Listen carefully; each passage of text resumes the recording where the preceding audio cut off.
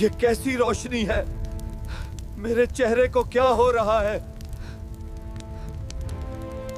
یہ عذاب ہے، ہر انسان کے گناہ کا نتیجہ سامنے آتا ہے۔ کیا ہو گیا؟ آؤ دیوار کے اوپر سے دیکھتے ہیں۔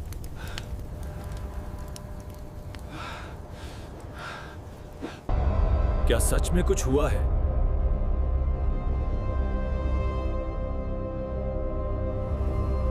جو منظر دیکھا اس نے روحیں کانپتی تھے۔ واقعہ اس زمانے کا ہے جب حضرت داؤدہ بنی اسرائیل پر حکمران تھے۔ یہ تقریباً 1000 سال قبل مسیح کا زمانہ تھا۔ یہ وہی قوم تھی جو سمندر کے کنارے آباد تھی۔ ان کا ذریعہ معاش ماہی گیری تھا، یہی ان کی روزی تھی۔ انہیں اصحاب السبت بھی کہا جاتا ہے، جو سمندر کے کنارے آباد تھے۔ یہ قوم ماہی گیری پر گزارا کرتی تھی۔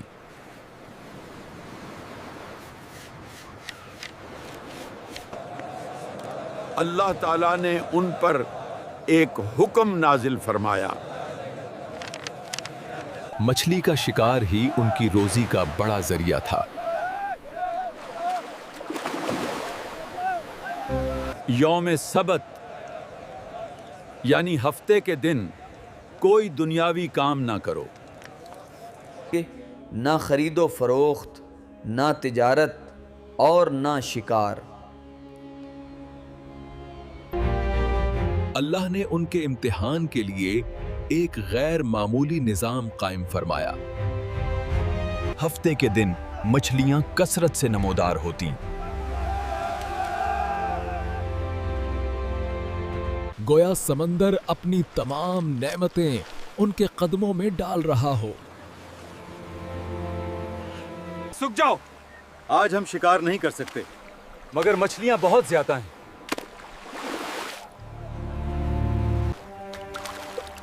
اگر ہم اللہ کے حکم کو نہ مانیں تو انجام کیا ہوگا؟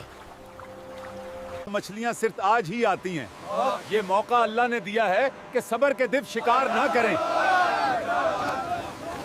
اور جب سب کے علاوہ دن آتے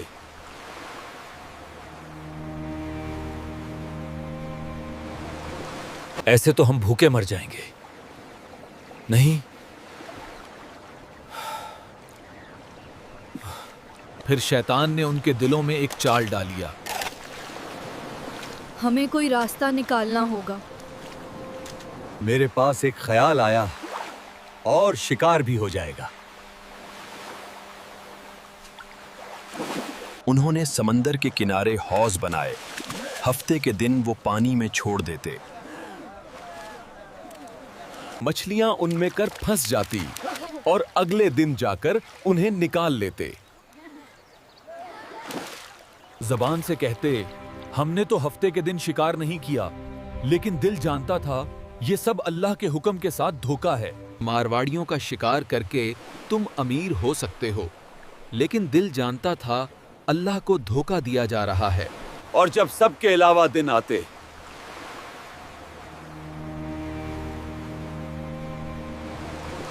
کچھ لوگ نیک رہتے ہوئے بھی اس دھوکا کی حقیقت کو نہیں سمجھ پا رہے تھے۔ بستی کا ایک گروہ اللہ کے حکم پر مکمل عمل کرنے کے لیے تیار ہوا، اور تیسرا گروہ خاموش رہ کر دل سے برائی کو برا جانتا تھا۔ دوسرا گروہ اپنے چالاک منصوبوں میں مصروف تھا اور اللہ کے حکم کی نافرمانی کر رہا تھا۔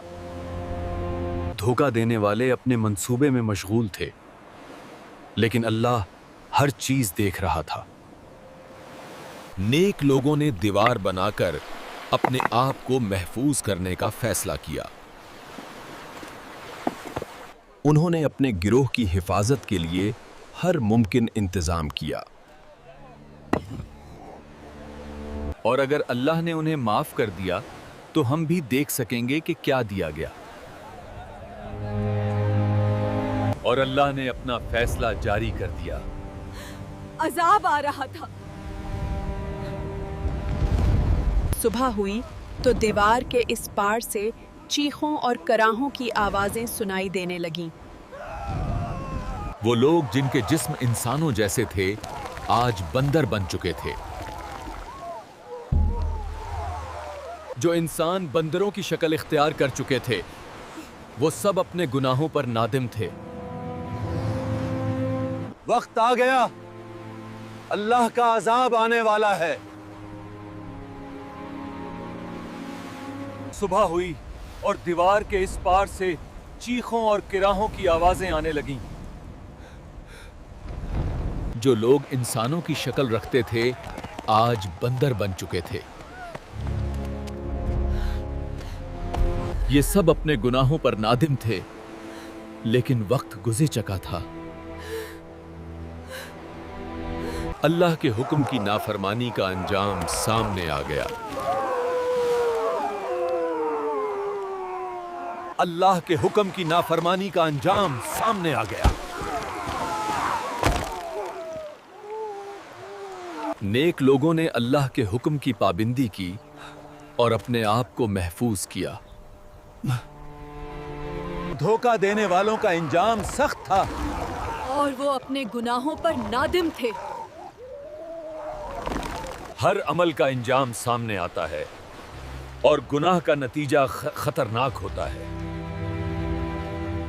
ये मंजर सबके लिए इबरत का सबब बन गया।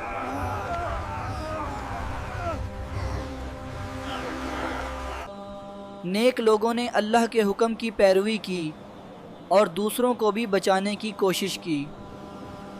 हर इंसान के गुनाह का नतीजा सामने आता है।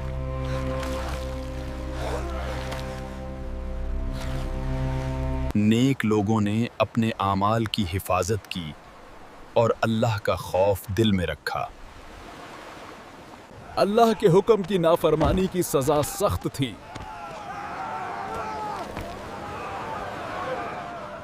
अल्लाह के हुक्म की नाफरमानी की सजा सख्त थी। शैतानी चालबाजी इंसान को बर्बादी की तरफ ले जाती है। अल्लाह के हुक्म की पाबंदी जिंदगी और रिज्क की हिफाजत करती है। हर नेक काम और हर अच्छी बात दूसरों तक पहुंचाना जरूरी है। यही अल्लाह को पसंद है और यही नजात का रास्ता है। इबरत और इबरत के सबक से दिल रोशन हुए। कुराफ का पैगाम जब आगे बढ़ता है तो अंधेरों में रोशनी बन जाता है। ये कहानी सिर्फ सुनने के लिए नहीं थी, बल्कि जिंदगी में उतारने के लिए थी। अल्लाह के हुक्म की पाबंदी हर इंसान की नजात का रास्ता है। हर नेक काम, हर अच्छी बात दूसरों तक पहुंचाना जरूरी है। यही अल्लाह को पसंद है और यही दिल की रोशनी है। शैतानी चालबाजी इंसान को बर्बादी की तरफ ले जाती है। हर अमल का अंजाम सामने आता है और गुनाह का नतीजा खतरनाक होता है। अल्लाह के हुक्म की नाफरमानी की सज़ा वाज़े हो चुकी थी। नेक लोगों ने अपने आमाल की हिफाजत की और अल्लाह का खौफ दिल में रखा। हर नेक काम दूसरों के लिए रोशनी का सबब बनता है। यही अल्लाह को पसंद है और यही नजात का रास्ता है। वक्त गुजर गया और गुनाह का अंजाम सबके सामने आ गया। ये मंजर सबके लिए उबरत का सबब बन गया।